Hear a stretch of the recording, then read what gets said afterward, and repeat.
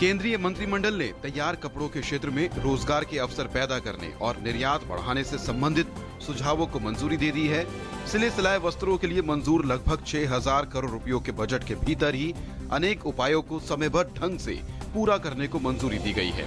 मंत्रिमंडल ने फास्फोरस और पोटेशियम उर्वरक सब्सिडी दर में कोई बदलाव नहीं किया है।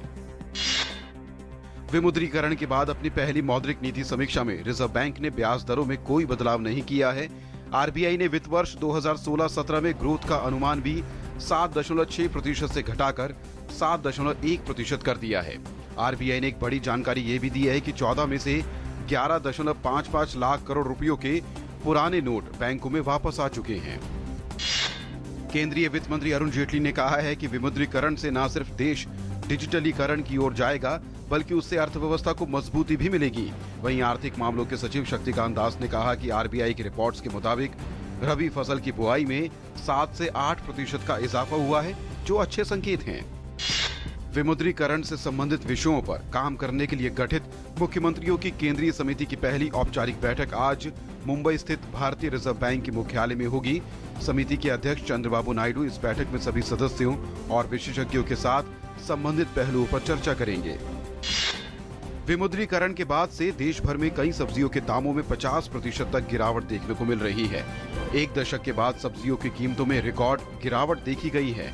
दिल्ली में खुदरा बाजार में टमाटर जहां 15 रुपए प्रति किलोग्राम की दर से बिक रहा है, वहीं आलू 10 रुपए और प्याज 14 रुपए प्रति किलोग्राम है। प्रधानमंत्री ने भाजपा सांसदों से कहा है कि वो देश में काले धन के खिलाफ प्रचार करें। पीएम ने भाजपा संसदीय दल की बैठक में कहा कि लोगों को डिजिटल लेन देन और नकदी रहित अर्थव्यवस्था के लिए प्रोत्साहित करने की जरूरत है। भारतीय नौसेना ने हैवलॉक द्वीप में फंसे 800 पर्यटकों को वहां से निकालने के लिए 4 जहाज तैनात किए हैं।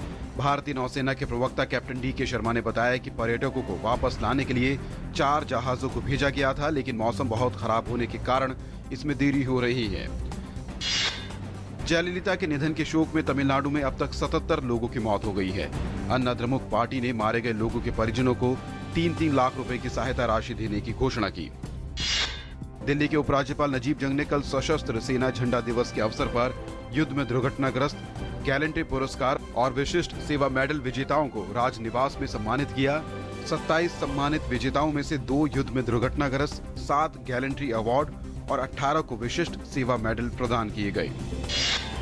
अमेरिकी रक्षा सचिव एस्टन कार्टन भारत के दौरे पर हैं। अमेरिका के रक्षा सचिव रक्षा मंत्री मनोहर पर्रिकर सहित कई नेताओं से मुलाकात करेंगे। ऐसा पहली बार हो रहा है कि एक निवर्तमान अमेरिकी रक्षा सचिव ने अपनी यात्रा कार्यक्रम में अंतिम विदेश यात्रा के लिए भारत को शामिल किया है।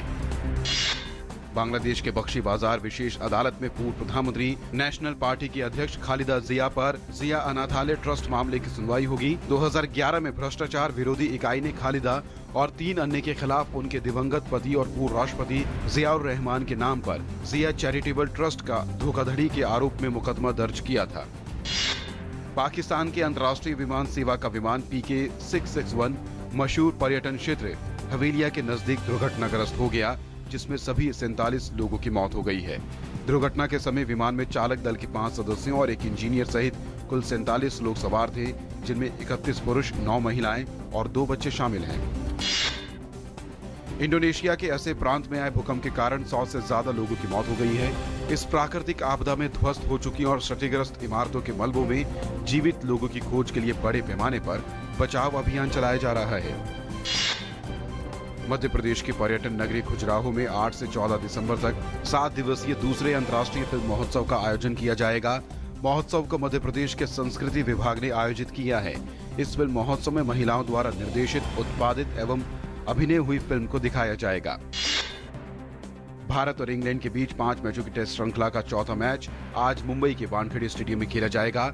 चौथे मैच से पहले भारतीय टीम में 2 बदलाव किए गए हैं। अजिंक्य रहाणे के बदले मनीष पांडे और मोहम्मद शमी के बदले शार्दुल ठाकुर को टीम में शामिल किया गया है। फिलहाल भारतीय टीम सीरीज में 2-0 से आगे है।